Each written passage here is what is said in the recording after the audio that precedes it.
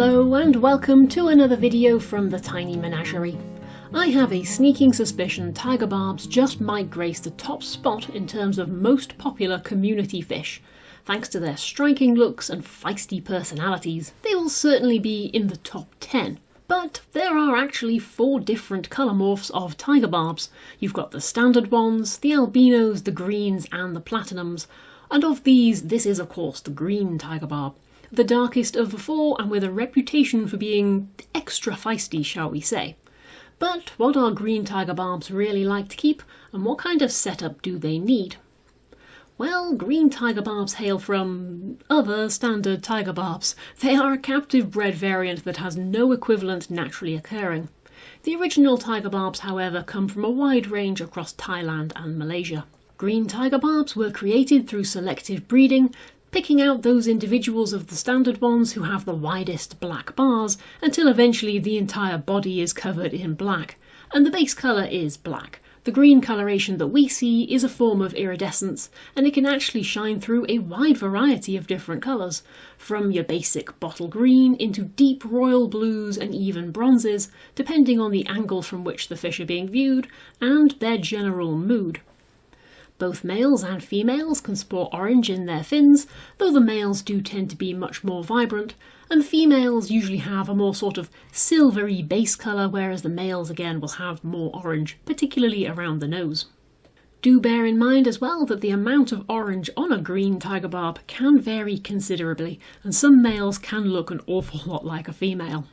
Both sexes grow to roughly the same size, and they will max out at about 2 inches, from nose tip to tail tip. And as they are a sociable species, you will want to keep them in a group with at least 6 other individuals. This being the case, combined with the fact they are a very active barb, they will appreciate plenty of space with a tank at least 100 centimetres in length, and that should have plenty of plants and other decorations for them to explore around as well. As they explore mostly around the lower and mid levels of the tank, they don't necessarily need a deep tank at all. It's very much its footprint that matters rather than the volume, and so a long, shallow tank of 80 litres is going to be much better for them than a cube of 200 litres. They're also not particularly fussy when it comes to water chemistry, and are happy in a slightly acidic to neutral range of anywhere between 6 and 7.5, although I have actually kept mine briefly in very alkaline water that had a pH of about 9 for a few weeks, and this didn't seem to have any adverse effects on them. I just certainly wouldn't recommend it in the long term. And like many of their barb cousins, they are also very easy to accommodate when it comes to temperature, and they're comfortable anywhere between the regular 22 to 28 degrees, meaning they're well suited to be kept in the average community tank without needing any specialist adaptations. Now though, while they are described as a shoaling fish, personally mine don't school together all that strongly for most of the time. In fact, they tend to space themselves out pretty evenly around the tank for much of the day, and they only come together briefly for brief periods. Though this is likely to be more of a personality issue, rather than my tigers are in some way socially awkward. And this is because I do tend to find that green tigers sadly live up to their reputation. They can be rather mean. Like other tigers, they have a very complex social hierarchy, and one of the joys of keeping them is seeing how they interact with each other. How dominant individuals will flare their fins when they're displaying, and submissive fish will roll over and show their bellies as a way to appease their aggressor. And when fights break out, of course, they do the usual pushing at each other nose to nose in a contest of strength. It's all very fascinating to watch, it's very characterful, but it does have a downside. All that interaction is about establishing dominance, and unchecked it can easily become bullying. Especially it seems with green tigers, who are simply the worst offenders I've found compared to the other tiger variants.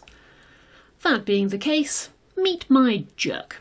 He is a lovely fish. In fact, he is the reason why I bought the entire group. He is just so pretty. In fact, I think he is the most perfect little tiger barb I have ever seen. But when it comes to dominance, he massively outclasses all of the other fish in the tank. He's outclassed every other barb I have ever put in with him. And so, as there is no other fish that is now willing to stand up to him, he rules supreme, to the extent that he leaves no corner of this tank unchecked, and he is constantly bullying all of the others. If they show themselves even briefly, they are rapidly assaulted and harassed straight back into obscurity. And so now, they all hide all the time. This is the only little fish I ever see for the most part. You'd never even know they were in there, apart from when the barbs are all being fed, in which case they come rushing out and grab a bite to eat. And so, in order to even get footage of my tiger barbs, I have had to take them out and put them into a separate tank, because right now they are far too stressed to care about hierarchy, and so they can all be filmed. By morning though, this little chap will be back to his bullying ways and everybody's going to have to be split up again. And this is all because I have a bad balance in my Tiger Barb school.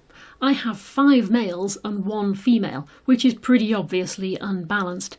They all got along just fine when they were youngsters when I bought them, but as they have matured and the males have started to compete for the attention of the 1 female, this pretty little git came out on top, and now he keeps all the others in check with nobody else around to challenge him.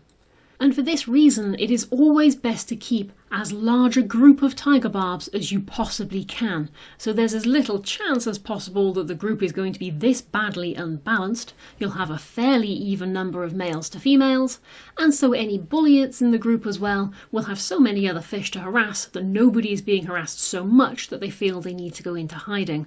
Though don't get me wrong, there is always a chance you will end up with a mega bully like mine.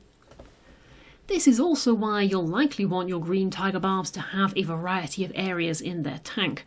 They need to have some open places where they can swim, but they also need to have plenty of hiding places if they need to get away from each other. Although, I will also point out that while this little fish is a jerk, he is not actively dangerous. He doesn't attack the other fish with intent to harm them. He doesn't bite chunks out of them or tear their fins or anything like that. He just constantly wants to pick fights all the time and prove that he is the best little tiger barb that there is. And so he challenges them and then he chases them. And this is typically the case. While green tigers are feisty, they do tend to only be so with their own kind, and fights will rarely become dangerous, which also has the benefit that they show very little interest in other fish. I wouldn't put them past nipping a long fin or two, there's no way I'm putting a betta in here with them, but the vast majority of other fast-moving, brave community fish will get along just fine with tigers. Also, it's worth noting that while they are fish-friendly, green tigers are definitely not shrimp-friendly, and they will actively hunt any exposed adult or distressed shrimp if they are hungry enough, and certainly absolutely no shrimplet is going to stand a chance against them. Although this does make them, of course, very useful for keeping shrimp numbers down if you have a cull tank.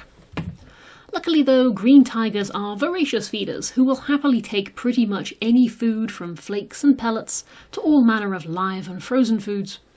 And they seem to put their dominance issues aside when food is around, concentrating instead on filling their own bellies rather than preventing somebody else from doing so.